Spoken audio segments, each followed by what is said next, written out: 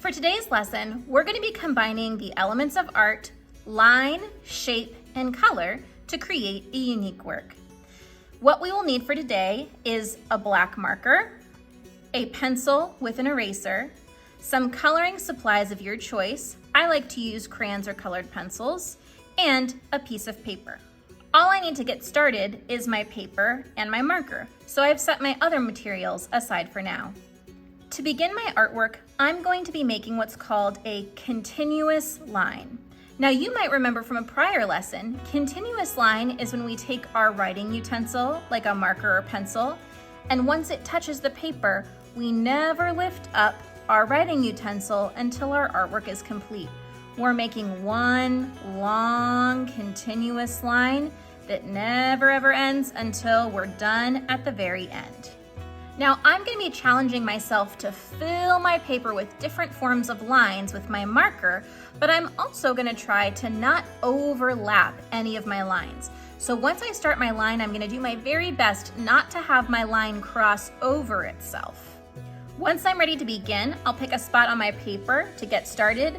I'm going to come from off the edge and start filling up that paper. Now I'm going to be going nice and slowly. Maybe I'll start with a little bit of a wavy line. For this project, I like to be slow and thoughtful with my work because I want to make sure that anytime I transition to a new kind of line, I'm going to leave space so that I don't have to overlap my lines.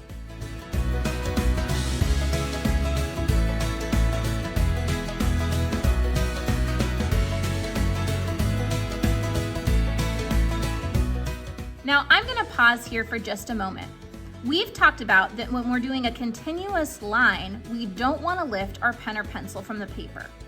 But what if you need to adjust your hand?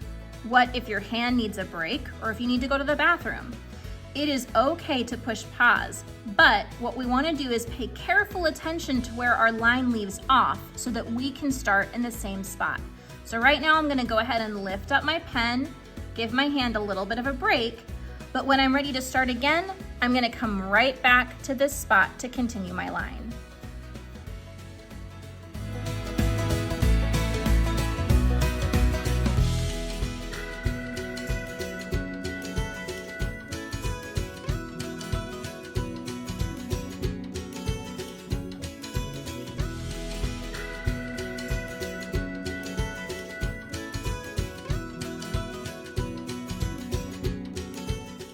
And then when you've filled up your whole paper, feel free to go ahead and run off the side of the page.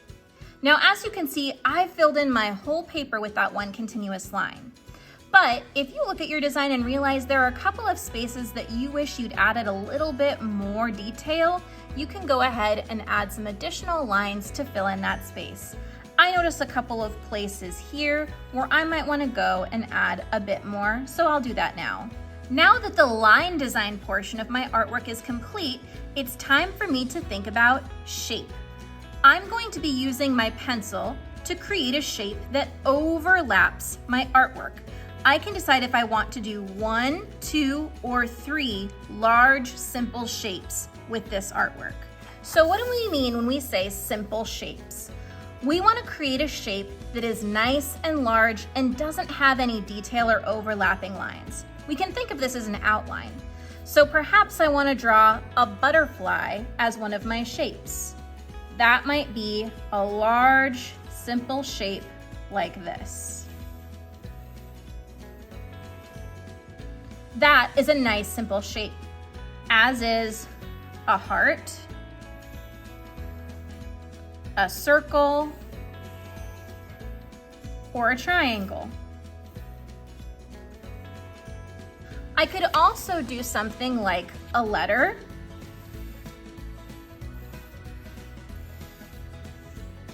you'll notice that if I do a letter, I'm making sure to give it a large outline. I'm creating a block letter. We want that nice and thick. You can also trace a shape. Maybe you want to trace your hand. You're welcome to use objects around you for tracing as well. I could use this crayon box to trace a rectangle, Or if I wanted a more interesting shape, I could trace the outline of my scissors. Once you've chosen your shape or shapes, go ahead and use your pencil to draw those out on top of your paper. I also think it makes your artwork more interesting if you pick shapes that are meaningful to you. I'm going to be drawing the letters A, R, T because I'm very passionate about making art.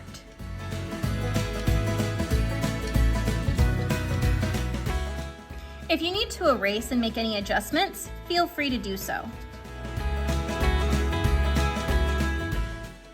Once you have your shapes drawn out in pencil, go ahead and get your black marker again and outline those shapes.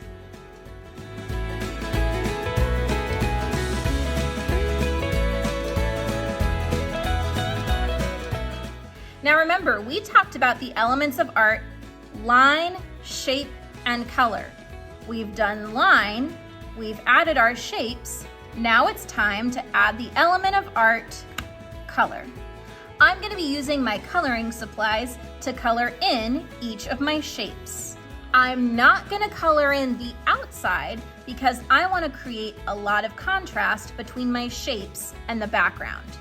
Now, as I start coloring the inside of these shapes, I'm going to notice that I've created smaller shapes where my lines overlap. I want to color in each of those sections with their own color. So here you can see this shape that I have created and that should be colored with one color. I'm going to outline it so you can see it a little bit easier. Now I'm going to go ahead and color it in. Now I'm going to go next door and color in this section a different color. Now because my shape is the letter A and it has a hole in the middle, I'm not going to color in that middle section. I'm just going to color around it. As you can see, I've colored in one shape. Now I'm going to move on to the next one. Now, how you color your shapes is up to you. Maybe you only want to use 2 alternating colors to color in each of your shapes. Maybe you want to use a family of colors. Like here, I've used all warm colors: red, oranges, yellows, and pinks. Maybe I'll do cool colors in the next section using greens, blues, and purples. Maybe you want to make your shapes the colors of your favorite sports team.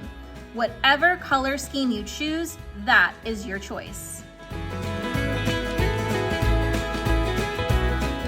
Alrighty, here is my completed work of art that highlights 3 elements of art: line, shape, and color.